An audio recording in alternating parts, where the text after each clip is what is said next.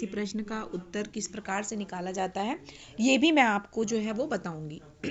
तो बच्चों जो पहला प्रश्न है आप देख सकते हैं यहाँ पे फर्स्ट जो क्वेश्चन है यहाँ पर लिखा हुआ है।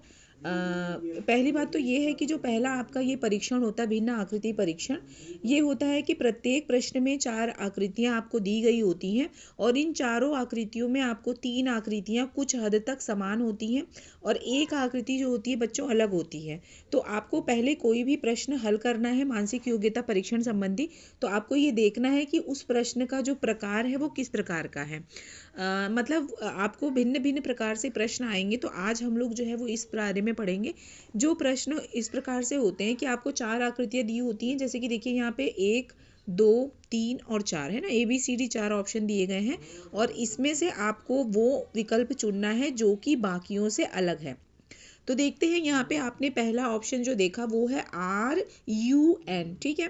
नेक्स्ट ऑप्शन आप देख रहे हैं UNR। तो इन दोनों में एक समानता दिखाई दे रही है कि जो भी अल्फ़ाबेट यहाँ पर दिए हैं जैसे R U और N है, भले B ऑप्शन में उनका सीक्वेंस बदल गया है लेकिन बच्चों वहीं पे दिया गया है R U और N है ना, तीनों ऑप्शन तीनों ही अल्फ़ाबेट जो है वो यहाँ पर दिखाई दे रहे हैं। इसके बाद अब हम सी में चलते हैं तो हम देख रहे हैं यहाँ पे N है, K है और U है। ये हमें थोड़ा सा अलग लग रहा है ना, अभी हम इसको दिमाग में रखेंगे लेकिन हम एक बार आखिरी ऑप्शन को भी जरूर देखेंगे कि हम जो सोच रहे हैं वो सही है या नहीं सही है।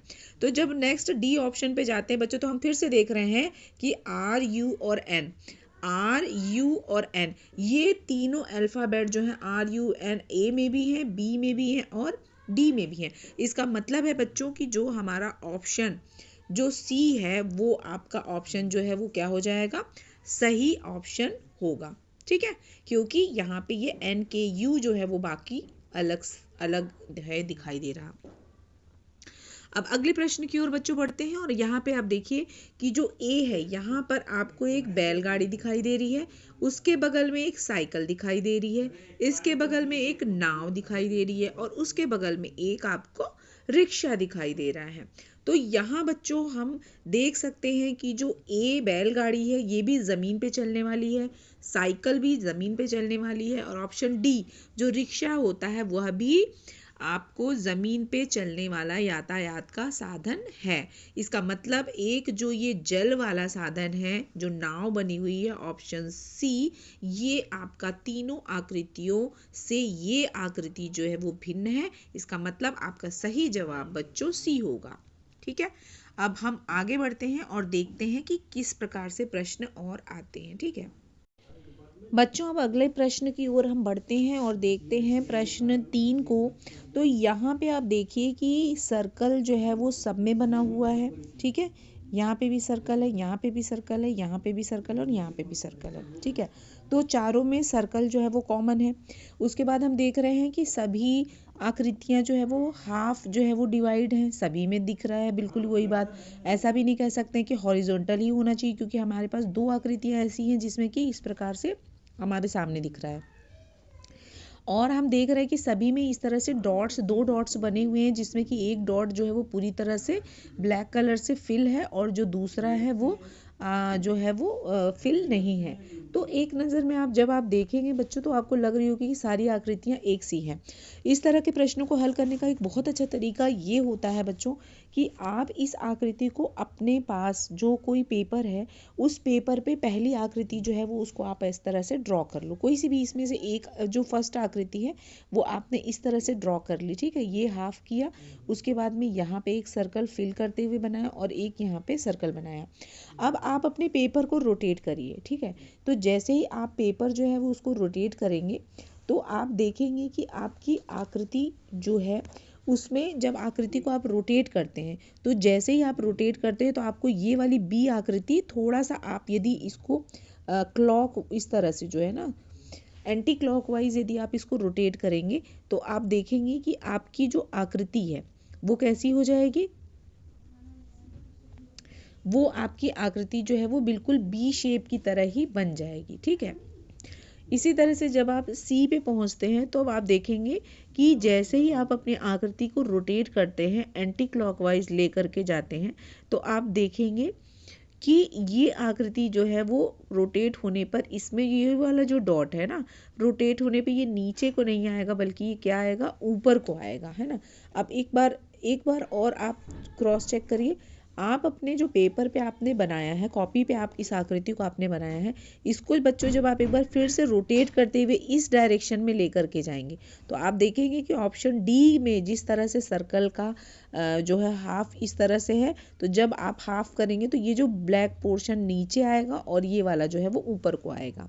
तो जब आप रोटेट करेंगे तो आपको पता चलेगा कि जो आपका ऑप्शन सी है बच्चों, वहाँ पे ये रोटेट करने पर ये उल्टा हो जा रहा है। यहाँ पे जो नीचे का जो डॉट है ये ऊपर को आना चाहिए। तो इसको आप एक बार पेपर में, कॉपी में बनाइएगा और अपनी कॉपी को रोटेट करके देखिएगा और आपको पता चलेगा कि आपका ऑप्शन सी है। बिल्कुल यही तरीका बच्चों आपको प्रश्न क्रमांक 4 में भी लगाना है। आप अपनी कॉपी में या किसी पेपर पे आप एक इस तरह का स्क्वायर बना लीजिए। एक तरफ एक छोटा स्क्वायर बना के क्रॉस करिए और दूसरी तरफ इस तरह से बना लीजिए। और इसके बाद जब बच्चों आप रोटेट करेंगे ना तो आपको पता चलेगा कि जो आकृति आपकी फर्स्ट आकृति जो दिखाई दे रही है, रोटेट करने पर बच्चों आपकी आकृति बी ऐसे ही मिलेगी। जब आप अपने जो फिगर आप बनाएंगे ना उसको जब रोटेट करेंगे तो आप देखेंगे कि ये वाला रेक्टेंगल जब नीचे को आएगा ना तो ये वाला जो पोर्शन है ये ऊपर को आ जाएगा और ये जो सर्कल है बच्चों वो आपका आ जाएगा यहाँ बीच में। ऐसे ही आप फिर से जब रोटेट करेंगे इस आकृति को तो आप देखेंगे कि ये सर्कल बिल्कुल सही आया है, नीचे आएगा और जब ये ऊपर को जाएगा तो ये जो डॉट है ना बच्चों ये यहीं पे आएगा। रोटेट करते हुए जब आप और इसको घुमाते हुए लेके जाएंगे, जिस तरह से ये चौथी आकृति दिख रही है, जब चौथी आकृति की तरह जब आप अपनी आकृति को या अपनी कॉपी को रखेंगे ना तो आप देखेंगे कि जो ये पोर्शन है ये आमने सामने तो ठीक है, लेकिन बच्चों ये डॉट यहाँ पे आना चाहिए था और ये डॉट क्या है, यहाँ पे बनाया गया है।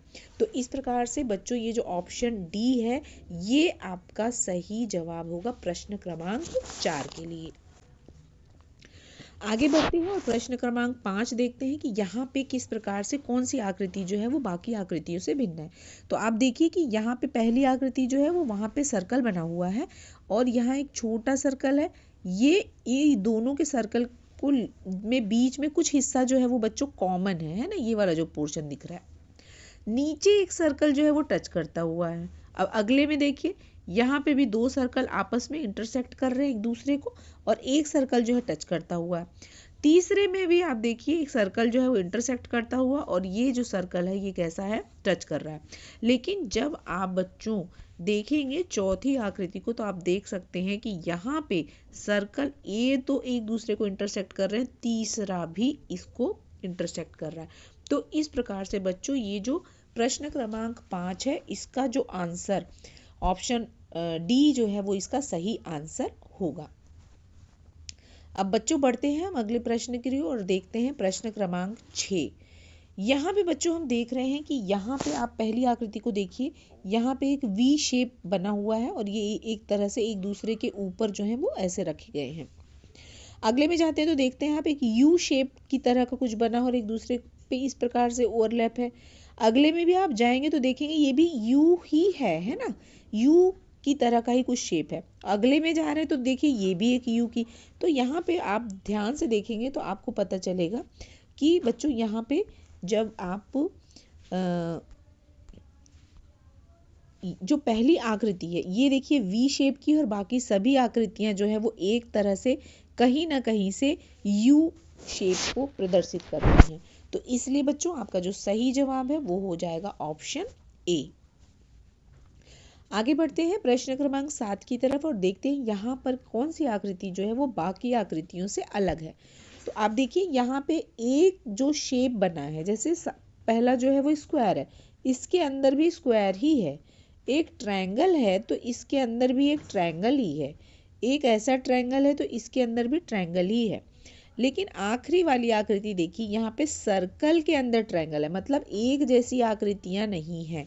तो इस प्रकार से बच्चों आपका जो आंसर डी है ये आपका सही जवाब हो जाएगा। ठीक है, तो इस प्रकार से आपको जो एक उसके अंदर एक कॉमन सभी चित्रों में दिखता है, सभी प्रश्न आकृतियों में आपको कॉमन निकालना है और तब आपको पता चल जाएगा कि आपकी कौन सी आकृति बच्चों जो है वो भिन्न है। अब प्रश्न क्रमांक 8 पे देखते हैं। तो यहाँ पे भी बच्चों बिल्कुल वही आप फॉर्मूला लगाना जो मैंने कहा कि किसी पेपर पे पहले आप ड्रॉ कर लीजिए, ठीक है। तो जैसे एक ये रेक्टेंगल शेप है, आप इस रेक्टेंगल शेप को क्या करिए, एक अपने कॉपी पे ड्रॉ कर लीजिए, ऐसा रेक्टेंगल करिए। उसके बाद में आप देखिए कि ये जो है बिल्कुल पहले शेप की तरह ही काम करिए, ड्रॉ करिए। ये इस तरह से आप ड्रॉ करें। यहाँ से आपने हाफ किया, यहाँ से आपने इसको लिया और यहाँ पे एक प्लस साइन बनाया। अब आप अपना जो पेपर है या कॉपी है इसको रोटेट करिए।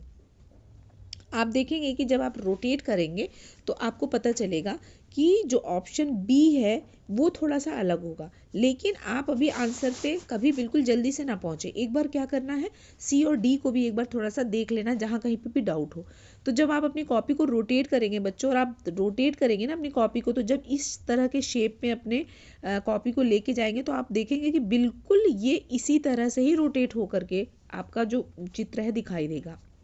और जब आप अपने चित्र को इस तरह से डाउन की तरफ करेंगे तो भी ये बिल्कुल इसी तरह से दिखेगा। तो ऑप्शन ए, बी और सी बिल्कुल वही चित्र हैं, बस इनका जो डायरेक्शन है, जो इनकी दिशा है वो परिवर्तित कर दी गई है। लेकिन जो ऑप्शन बी है बच्चों, यहाँ पे ऑप्शन बी को जब आप देखिएगा खुद ही कॉपी में बना करके, तो जब आप इसको रोटेट करेंगे तो आपको पता चलेगा कि ये आकृति ऐसी नहीं होगी। यहाँ पे ये आकृति जो है वो कुछ इस प्रकार से बननी चाहिए थी। जैसे ये यहाँ पे बनी है तो बच्चों ये यहाँ पे रहेगा, ठीक है। और यहाँ पे इस तरह से ये आकृति जो होती है उसको बनना चाहिए था। तो यहाँ पे ये थोड़ा सा गलत हो गया है और आपको क्या करना है कि ऑप्शन बी जो है वो आपका सही जवाब होगा। बाकी सभी आकृतियाँ एक दूसरे से इंटरकनेक्टेड है, बस इनका दिशा जो है वो परिवर्तित कर दी गई है। अब अगला प्रश्न देखते हैं 9 नंबर। यहाँ पे आप बच्चों देखिए कि यहाँ पे क्या हुआ है कि ये जो एक ट्रायंगल बनाया गया है ना, तो एक ये ट्रायंगल है और एक और ट्रायंगल जो है वो इस एक तरह से इससे संबंधित ही है ना, कॉमन है। और अगला जब हम देखते हैं तो ये भी कॉमन है। अगली आकृति बी की तरफ जब आप जाते हैं तो आप देख रहे हैं कि यहाँ पे एक स्क्वायर है, एक और स्क्वायर है, और इसमें सिर्फ एक स्क्वायर यहाँ पे कॉमन है। तो अभी एक नज़र में तो ऑप्शन बी जो है बच्चों यही हमें सही लग रहा है। आगे बढ़ते हैं। अब देखते हैं ऑप्शन सी की तरफ। तो यहाँ एक सर्कल है, एक और सर्कल है और एक और सर्कल है। तो यहाँ आप देखिए कि ये जो एक सर्कल है और ये सर्कल है, ये सभी आपस में एक तरह से एक दूसरे से पूरी तरह कनेक्टेड है। और ख़ास बात कि एक जो फिगर है, जैसे इसमें ये जो ट्रायंगल था इन दोनों में कॉमन था, बीच का सर्कल इन दोनों में कॉमन है। यहाँ पे देखिए एक जो रेक्टेंगल बीच का जो भाग बना हुआ है बच्चों, ये बीच का भाग जो है वो इन दोनों ही रेक्टेंगल्स के लिए कॉमन है ना। लेकिन ऑप्शन आप बी को देखिए, यहाँ पे ये जो स्क्वायर है ये सिर्फ इस भाग को टच कर रहा है, ये दूसरा भाग जो इसका है ये इसको बिल्कुल भी टच नहीं कर रहा है।